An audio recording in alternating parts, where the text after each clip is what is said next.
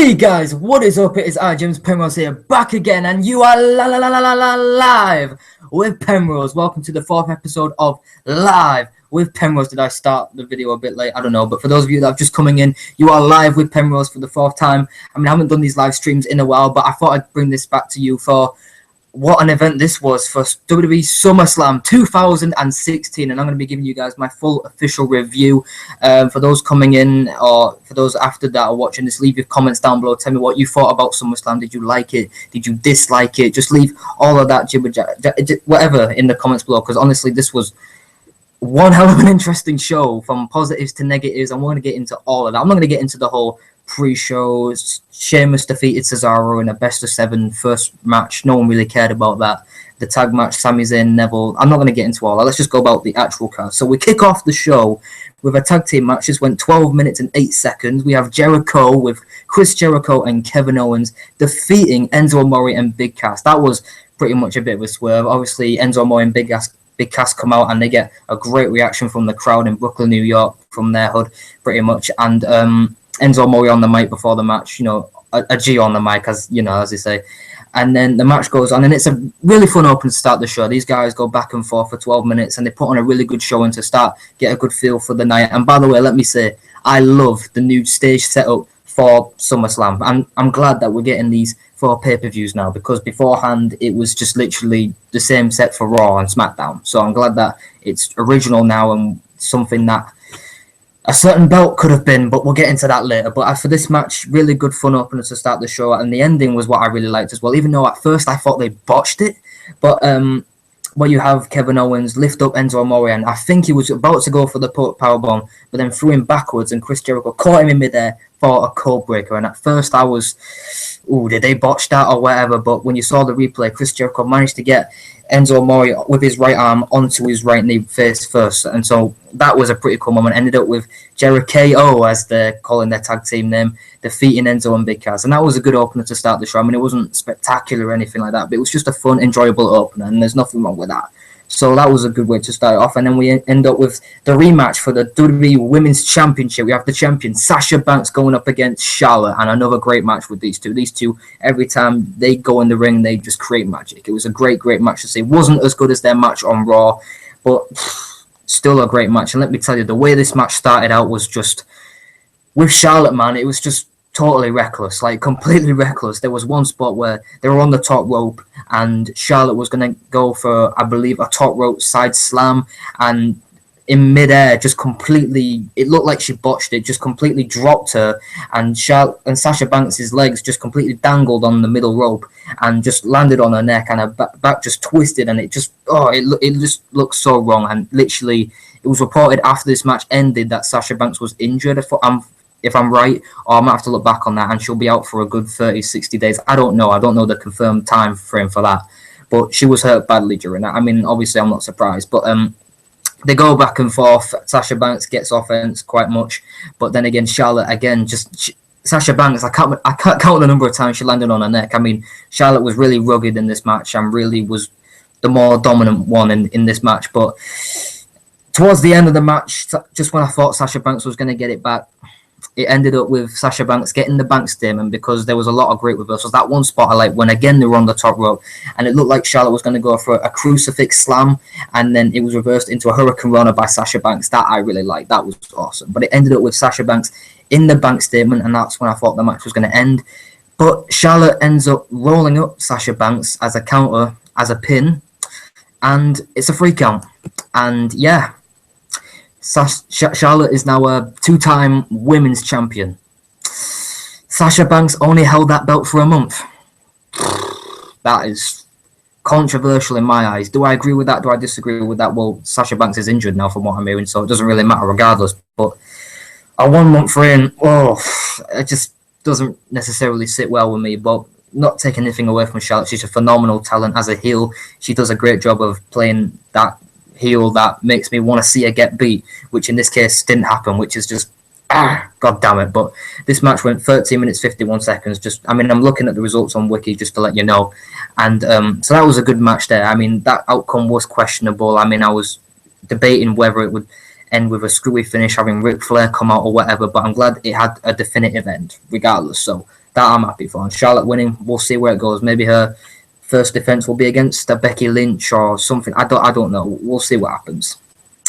So we're going to The Miz versus Apollo Crews for the WWE Intercontinental Championship. This was just a quick basic match, 5 minutes 45 seconds, just nothing special. It was a match, and that was it. And surprisingly, The Miz ended up retaining the IC title against Apollo Crews. Apollo Crews did not go over in this match, and that again kind of shot the hell out of me. And again, I don't know how I feel about that, Apollo Crews not getting the title. I mean, I understand that some people were on the fence with Apollo Crews because he is a great wrestler. We can all agree on that.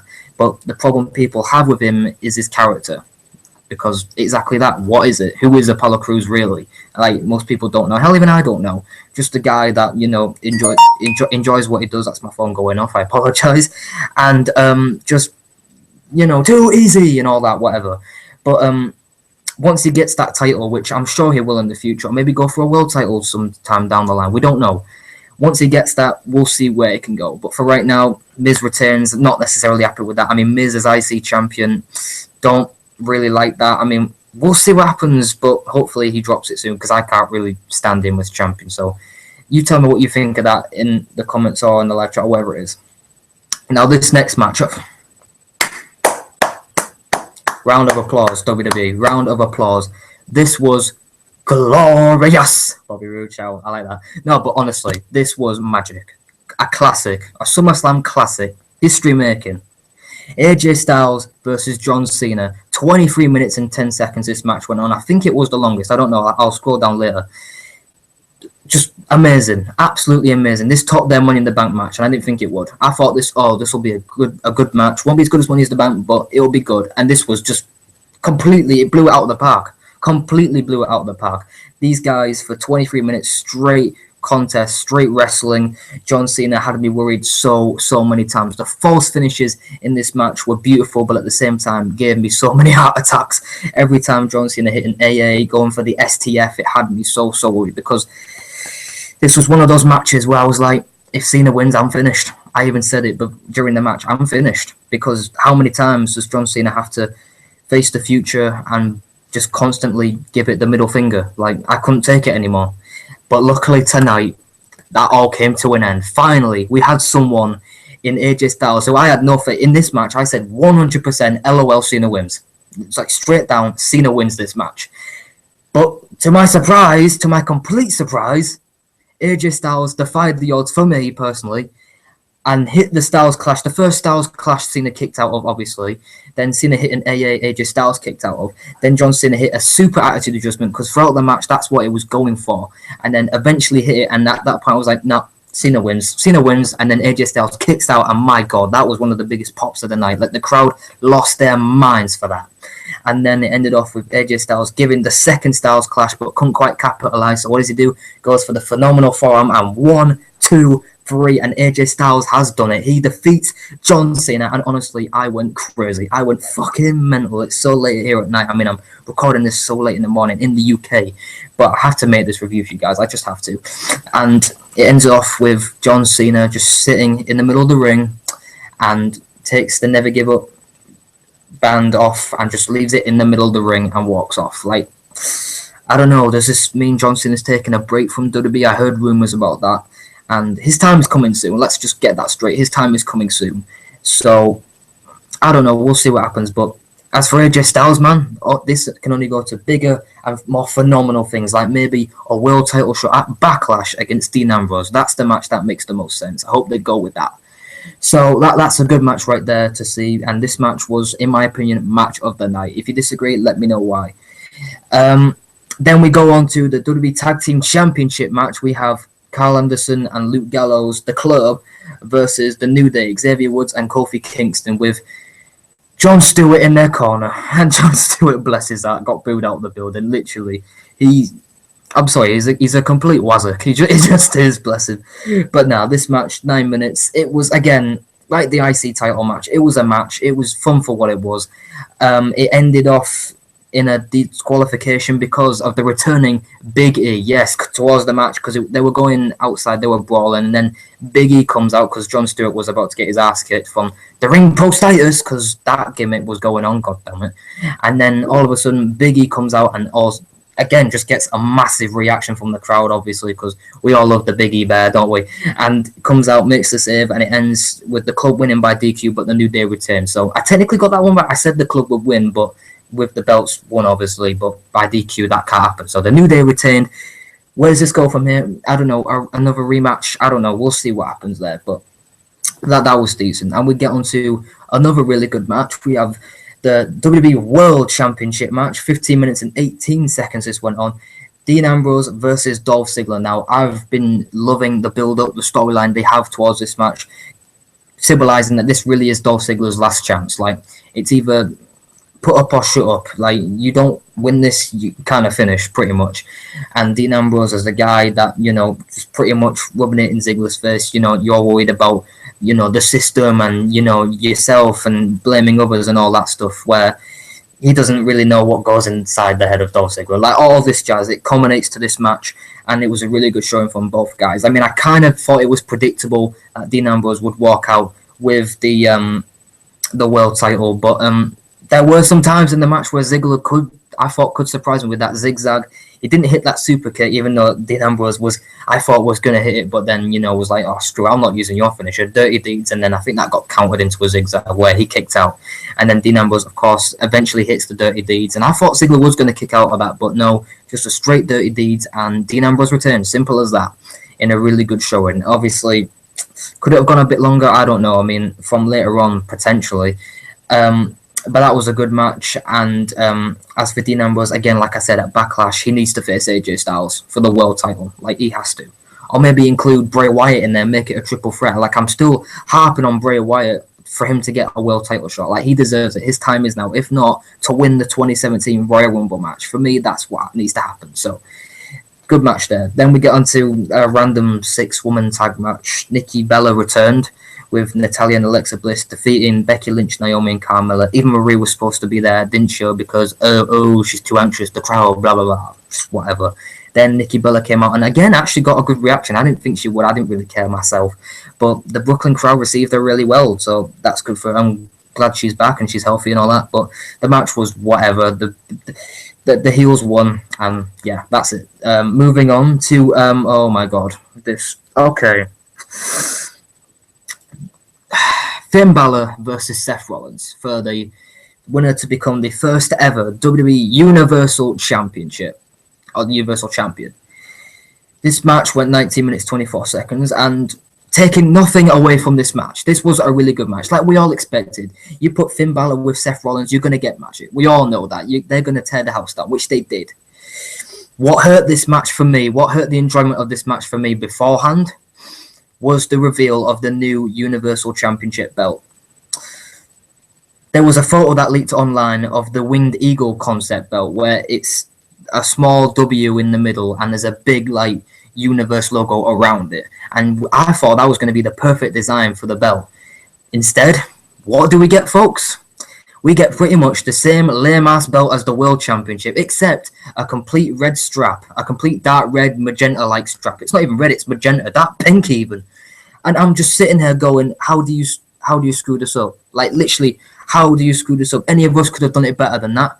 And literally, and throughout the match, the fans literally shat all over this belt, going, oh, this belt sucks, oh, this belt sucks, this belt sucks. And literally just throughout the match, it just completely shat all over it. And every time the camera's got a glimpse of the belt, no, just boo it out of the building. And that's what kind of hurt the enjoyment for me. I mean, obviously the fans have the right to do it. I mean, hell, I would have done it myself.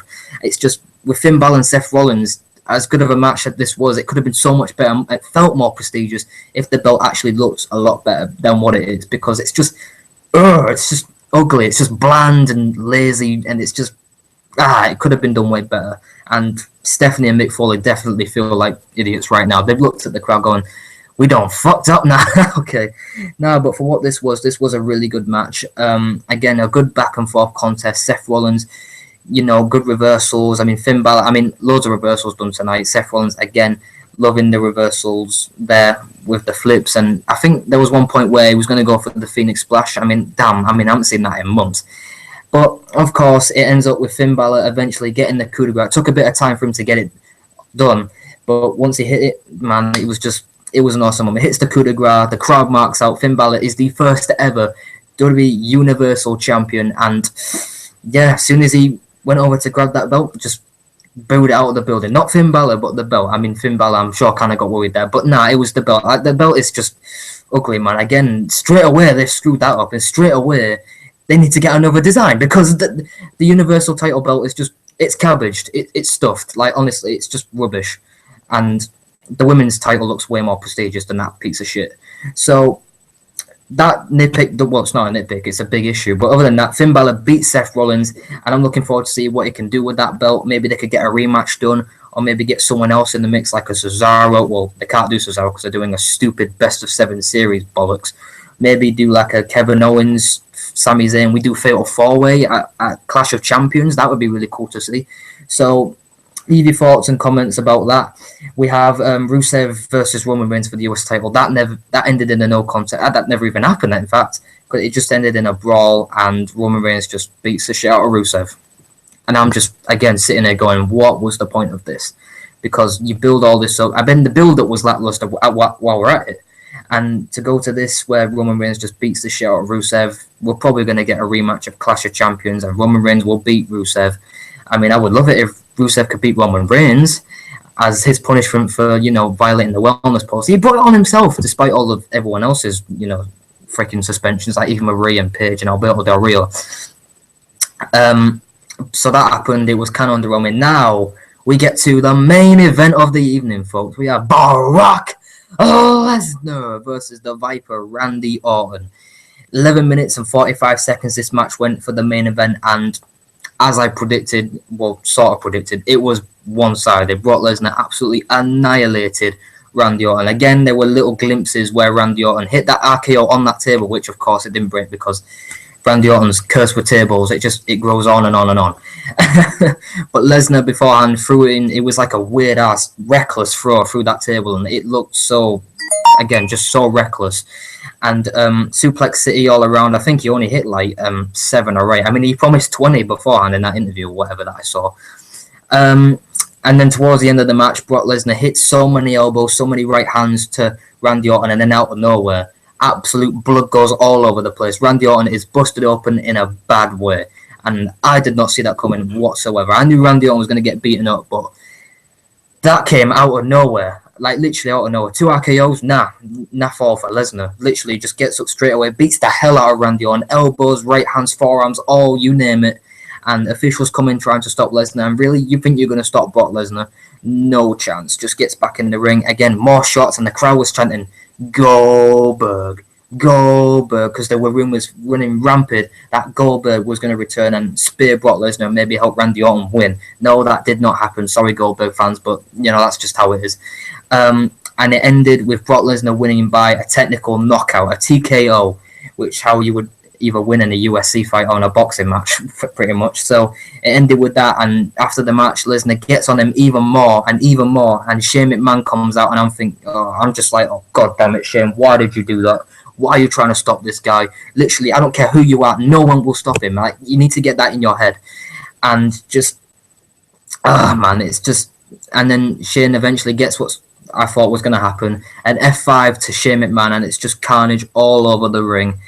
And that's how it ends, with Lesnar just standing tall, walking out, and freaking just, that's how SummerSlam ends. So overall, it was a good show. There were definitely positives to take through this show, some negatives. Was it the epic show that I said it would be, where every single match was going to be awesome? No, there were a couple of downers, a couple of issues I had, like with the Universal title. I didn't really necessarily like the structure of the matches, how they were placed. Like AJ Styles and John Cena came fourth in the card, and the women's title match came second, straight after the opener, which I thought, let's just save the big matches for the later show. I mean, I would have had the US title match actually be a match, and then have the world title, then have Lesnar Orton, and then the Universal title with an actually better title. I mean, like, honestly, I'm still all over Twitter, literally people were shitting all over that Universal title, comparing it to like Twizzler packets and freaking a McDonald's US title. Like, literally, people just crapped all over it. It was actually really funny to look on Twitter and see the amount of people that just crapped all over it. So, that being said, guys, this has been my full official WWE Summerslam 2016 review. Leave your thoughts and comments down below. Tell me what you thought of the show. If you liked it, if you disliked it, if you disagree with what I said, just tell me why. We're all here to discuss this. If there's any bits I have missed out, obviously the pre-show, I didn't really want to talk about that. I love the new SummerSlam set. And just everything else that, in general, that led to this pay-per-view being just what it was. So other than that, guys, thank you guys for watching this live with Penrose episode 4. Like, comment, and subscribe to my channel. And all I can say is, peace out, my brothers.